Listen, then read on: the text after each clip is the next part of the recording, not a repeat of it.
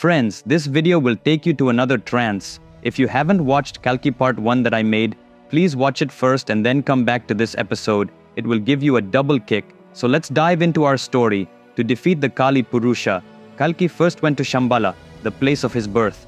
Everyone there welcomed him with open arms. Seeing his radiance, people began to believe that the protector of the world had indeed been born to save them. The king of that kingdom, Vishakaya, came to see Kalki in person. The sight of Kalki sitting on separate chairs with her brothers, Kavi, Pragya, and Samantra, appeared to Vishakaya as if Lord Mahavishnu, Indra, Agni, and Vayu were sitting together. He bowed directly to Kalki and declared, "My kingdom and my people are now with you. You have my full support in defeating Kali Purusha," and handed over his entire army to Kalki. Meanwhile, the next day a parrot called Sarvanya, gifted to Kalki by Shiva, came and perched in front of Kalki. Seeing Sarvanya, Kalki asked, "Sarvanya, you always fly around the world and learn many things. Tell me about something strange you've come across recently." The parrot replied, "I recently witnessed a strange event. You must know about it. A few days ago I went to a kingdom called Simhala. The king who rules it is called Brihadratha. The king had a daughter, the most beautiful woman in the world, named Padmavati. The king arranged a Swayamvara for her. 36 kings attended the Swayamvara. On the day of the Swayamvara, Padmavati, beautifully adorned, entered the great hall where the kings were seated. Seeing her incomparable beauty, all the kings were instantly filled with desire. But the moment they looked at her with lust, their male organs changed into female organs, and their bodies changed into those of women. To this day, those kings remain women and suffer from their misfortune. As a result, no one dares to marry them or even look at them. However, you have received a boon from Lord Shiva, and everyone in this kingdom believes you are the incarnation of Lord Mahavishnu. In my opinion, you are the right man for her. You should marry her," said the parrot. Immediately Kalki reached the kingdom of Simhala and asked King Brihadratha for the hand of his daughter. The king summoned his daughter. Everyone believed that the moment Kalki saw Padmavati, he too would turn into a woman. But when Padmavati saw Kalki, he appeared not as a mere man, but as Lord Mahavishnu himself. At that moment, she fell deeply in love with him, for Padmavati was none other than the incarnation of goddess Mahalakshmi. They were married, and Kalki became king of Simala. The entire army of the kingdom now belonged to Kalki. At the moment of her marriage, the 36 kings who had been transformed into women reverted to their original male forms. Realizing that Kalki was responsible, the 36 kings, considering him a divine being, offered him their armies as a gift. Unknowingly, through this marriage, Kalki had assembled a formidable army to oppose Kali Purusha. Later, to receive the blessings of the sages and seers, Kalki reached the banks of the Ganges. As he emerged from a dip in the Ganges, he saw two sages standing on the opposite bank. Their faces were radiant with immense splendor. Kalki approached them and said, "Great souls, I understand that you are not ordinary sages. Please tell me who you are." The first sage said, "Kalki, my name is Maru. I belong to the solar dynasty. I am the 22nd incarnation in the lineage of Kusha, the son of Lord Sri Ramachandra." The second sage introduced himself, "Great one, my name is Devapi. I am the son of King Pratipa of the lunar dynasty. At the beginning of the Mahabharata era, I relinquished the throne to my brother Shantanu and came to the Himalayas, where I have lived ever since." Kalki was delighted to meet two such illustrious figures of the Mahabharata era.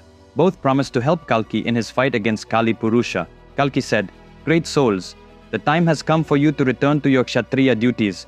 The moment to prepare for the battle against the evil forces is upon us. Take up your weapons and let us restore dharma." With these words they left. Hi, if you're new to my channel, I'm Vikram Aditya from India. In just 30 seconds, I want to introduce you to a life-changing tool, the Mahabharat, written by me. It's said that whatever problems you face, you can find solutions in the Mahabharat.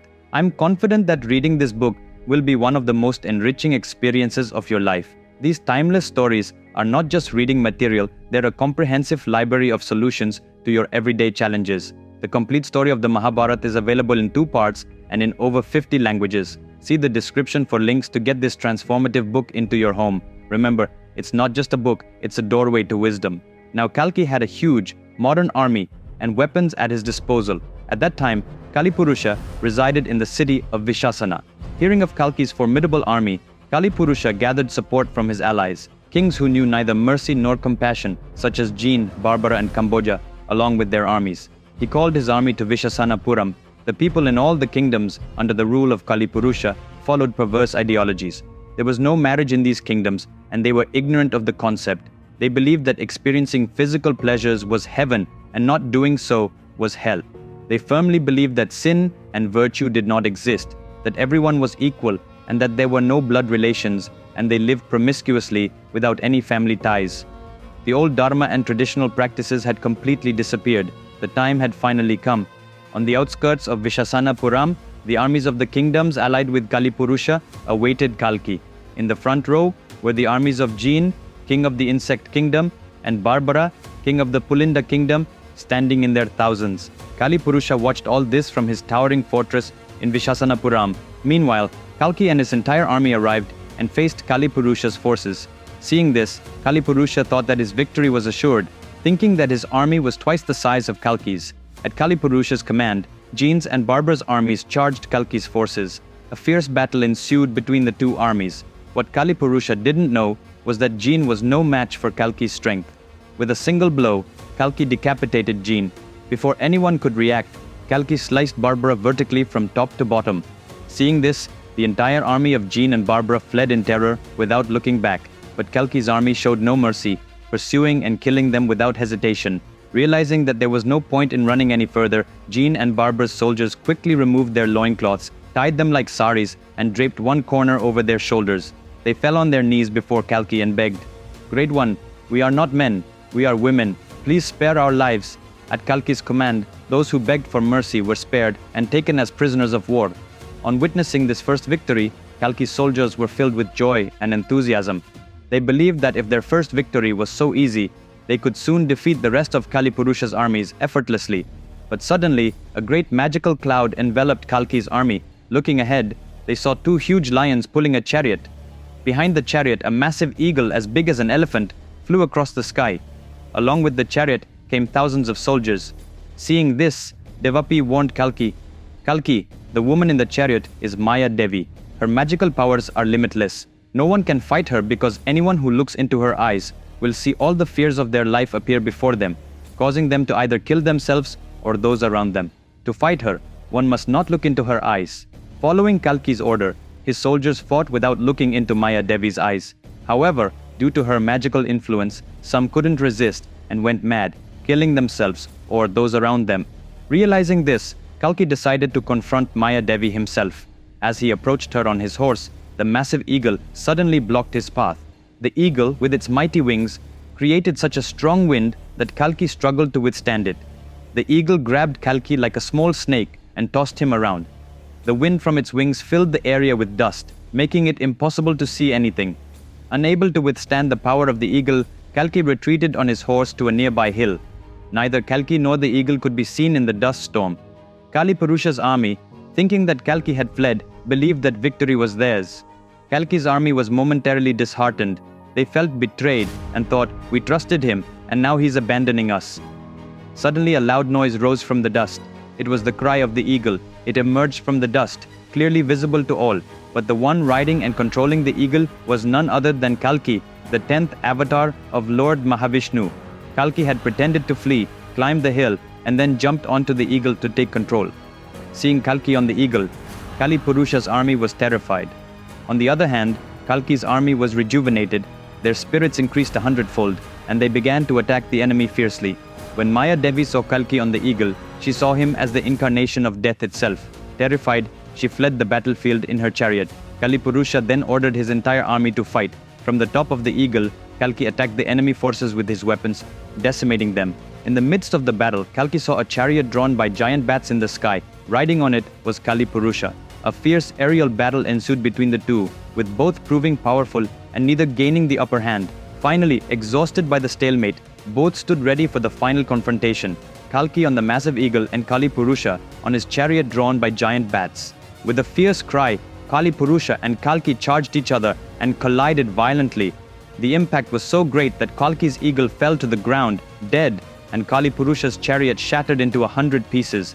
Both Kalki and Kalipurusha fell to the ground, and a fierce battle ensued between them. Though it may take time, good always triumphs over evil. The final blow came when Kalki leapt into the air and struck Kalipurusha on the head with his weapon. Kalipurusha's head was smashed to pieces. Kalki then proceeded to destroy every last soldier in Kalipurusha's army, ensuring that none were left alive. He planted his flag in Vishasanapuram to mark his victory. While everyone was celebrating with great joy and enthusiasm, a distinguished person approached. He came up to Kalki and said, "Great soul, I have been waiting for you for thousands of years. My name is Krita." After introducing himself, he continued, "With the end of Kali today, the influence of Kali Yuga on this world has ended. With your permission, today I will begin a new era. This new era will be called Krita Yuga. In this Kali Yuga, all those who have abandoned dharma have perished at your hands today. Now there are no more unrighteous beings on this earth. Everyone here is righteous. This Krita Yuga will be a time of peace, dharma, and morality. All this is due to your mercy," he said. With Kalki's permission, he inaugurated the Krita Yuga. Thus ended the incarnation of Kalki, the 10th avatar of Lord Mahavishnu. Friends, you already know how captivating my story narration can be. Imagine how epic the great Mahabharata would be in my narration. To experience this, you must read my book on the Mahabharata, available on Amazon. I've provided the links in the description below this video. Order your copy now and immerse yourself in the experience.